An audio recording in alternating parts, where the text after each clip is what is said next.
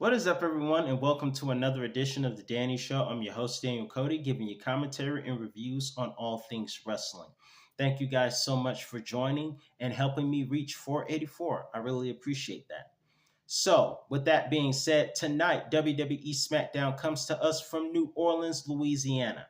And in honor of New Orleans, I did some research and found some really great matches and great memories from New Orleans that I would like to share with you guys today as we prepare for SmackDown tonight in New Orleans, where The Rock promises to appear. That's exciting right there. And also, happy birthday to Ricky Starks, Julia, and amongst others. And Brodus Clay, aka Tyrus. Now, with those special announcements, let's get started with my top 10 favorite New Orleans matches. We start off at number 10 with Seth Rollins versus Finn Balor versus The Miz. Finn Balor had an entrance of inclusion. Seth Rollins had a pretty cool entrance and look of his own, as well as The Miz, who was the Intercontinental Champion, choosing to fight on his own after just having a daughter. However, in this particular triple threat match, many would argue that that triple threat match to open the show was better than the main event match of Brock Lesnar versus Roman Reigns. I will say it was one of the absolute best WrestleMania opening matches that we've had, and it did not disappoint. In the end, it would be Seth Rollins who would win the match and win the Intercontinental Championship from The Miz. Next, at number 9, we have another great match that some would argue is better than the main event of Brock versus Roman in WrestleMania 34. Later on that night, we would see Charlotte Flair versus Asuka. The undefeated Asuka. By the way, I miss Asuka. The undefeated Asuka had won the Royal Rumble, been the sole survivor of the previous year's Survivor Series, Women's Survivor Series, and had been undefeated in NXT and the main roster. She even left NXT as the NXT champion, unbeaten. And so she went on to the main roster undefeated. And it would be after winning the Royal Rumble, she would challenge Charlotte Flair. And it was a great match. However, a shocking ending was that Asuka would lose her streak in New Orleans, and in the most shocking way possible, by submission. Asuka tapped out. It's one thing to lose your streak, but to lose your undefeated streak, she had been undefeated for like 2.5 years. Never been pinned, never been submitted. But she lost via tap out after 2 years undefeated. That's crazy. But in any event, she showed respect to Charlotte at the end. Charlotte would retain her SmackDown Women's Championship. I gotta tell you, don't go to New Orleans if you want to defend a streak. New Orleans is just cursed when it comes to defending streaks. Let's just get that out of the way. Speaking of, at number 8, we have Kurt Angle versus one of my all-time favorites, The Undertaker. Of course, if you have this on DVD, let me see if I can get this clearly. If you have this on DVD, for those of us who grew up having to watch things on video and before the internet, back when Don't Try This at Home was unskippable, you have seen on WWE, on his extras, how Kurt Angle claimed that match that they had on SmackDown was one of his greatest matches. This took place on September the 2nd, 2003 for the WWE Championship, where Kurt Angle was the actual champion and The Undertaker was the contender. And The Undertaker always did say he loved battling guys smaller than him because he felt like he could tell a great story with those type of matches. And this was one of the examples of his point. These two were amazing in the ring together. Of course, as great as this match was, it had a controversial ending because as Undertaker was going for the last ride, Brock Lesnar came in and just ruined the whole darn thing. It's one of those matches where you have a great match with a controversial ending. Of course, they would go on to have great matches at 2006 No Way Out, where Kurt Angle won via roll up, and another great match where The Undertaker almost won, but Mark Henry ruined it. Next on this list at number 7, we have Jeff Hardy versus Edge for the World Heavyweight Championship at Extreme Rules 2009. This was a ladder match. This is the second time in history that I am aware of that New Orleans would have a ladder match. This would also be the second time that a championship would change hands in a ladder match in New Orleans. I'll tell you the first one later. But this match was pretty good. Jeff Hardy for the World Heavyweight Championship. We saw ladders break, and we saw Edge attempt to spear Jeff Hardy from high off the ladder, but Jeff Hardy kind of learned his lesson from WrestleMania 17 and countered the spear for a twist of fate. He would later go on to win the match, of course, trapping Edge in between the ladders, making sure he couldn't escape, and of course, in the end, winning the World Heavyweight Championship, only to have it screwed away from him by CM Punk, who was a Money in the Bank winner that year. CM Punk cashed in and won the championship, which would start a rivalry between those two. At number 6, we have Bryan Danielson, then known as Daniel Bryan, versus Triple H to open up WrestleMania 30 in New Orleans. Remember when I said WrestleMania 34 had one of the best openings? This was another great opening match. We already saw Hulk Hogan, who actually got an ovation. Wait, that was before the scandal. We saw Hulk Hogan, Stone Cold Steve Austin, and The Rock in the same ring opening up the show with a promo.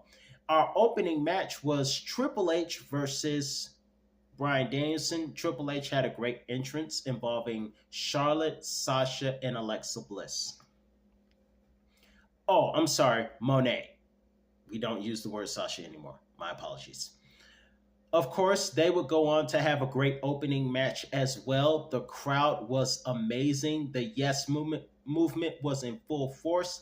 And in the end, Bryan Danielson would win the match with a running knee, 1, 2, 3. But Triple H was a sore loser and decided to soften up Bryan Danielson. But it didn't stop Bryan from going on to win the triple threat match in the main event and win the WWE World Heavyweight Championship. But the opening match was good. Next on this list, we have at number 5, Triple H and Stephanie versus Kurt Angle and the debuting Ronda Rousey. This was a good one.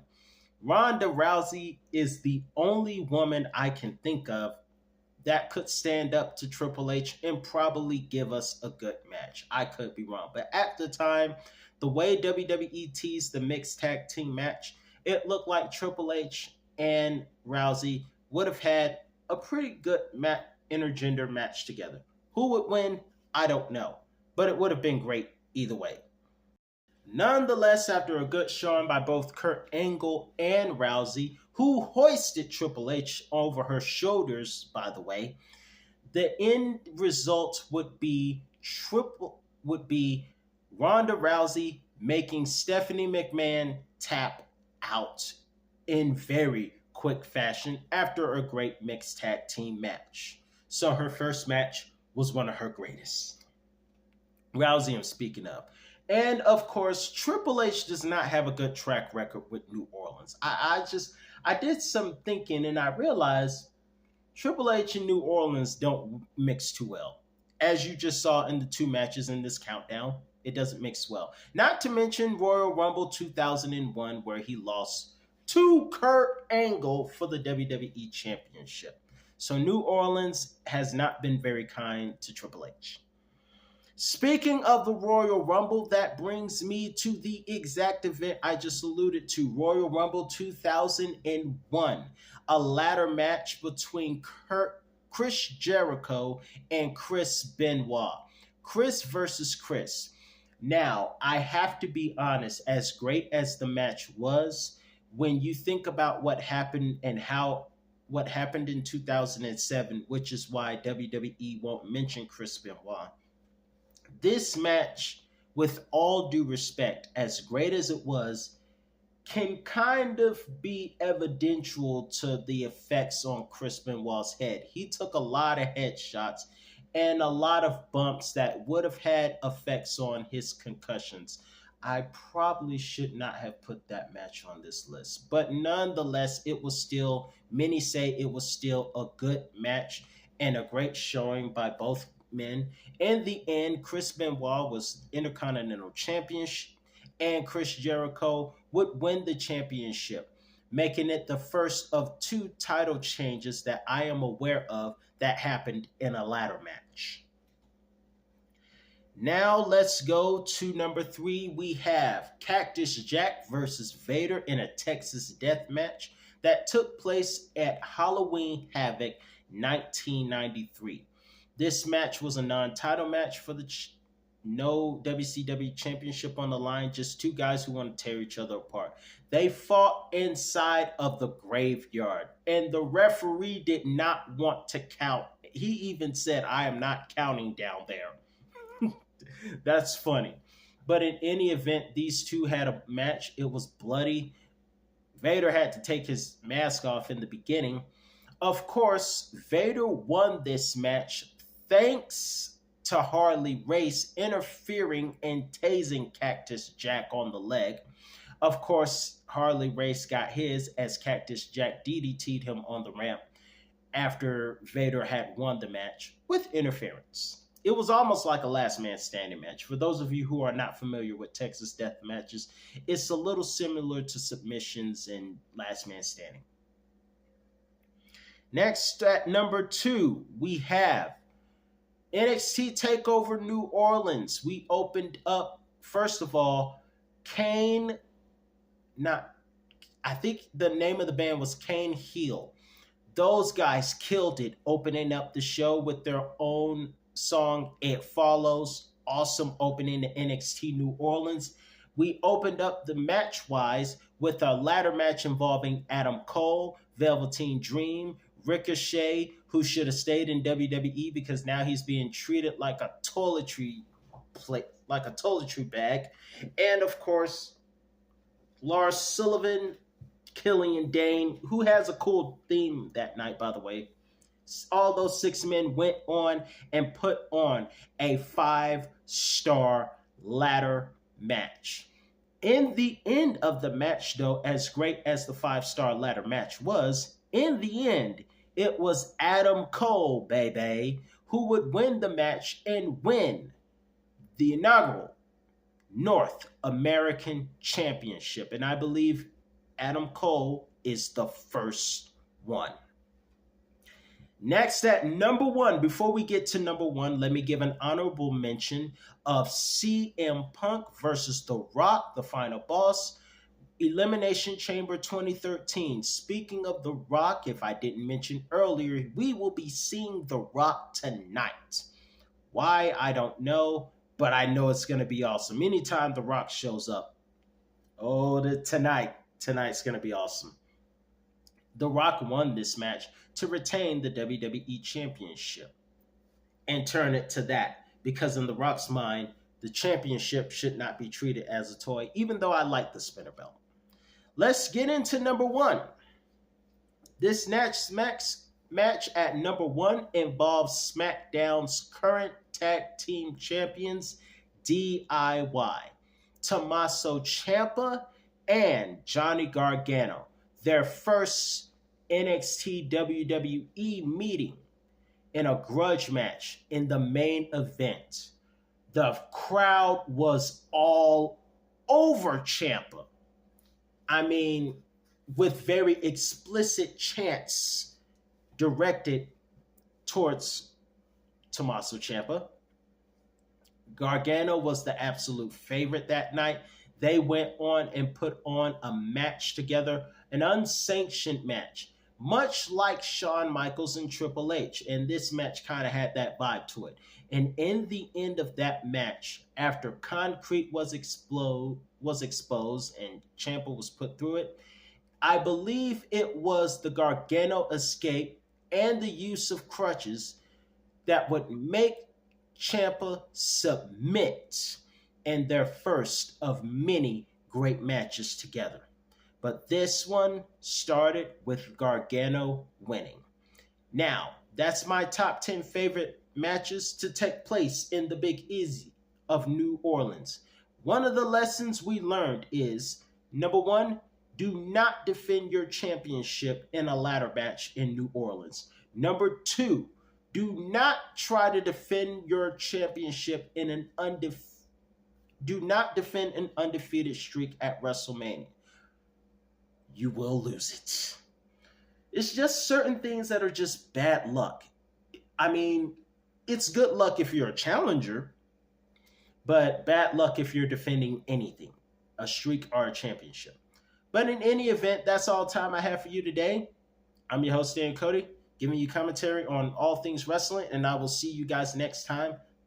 I'm really excited to see The Rock. Let's have a great night, everyone.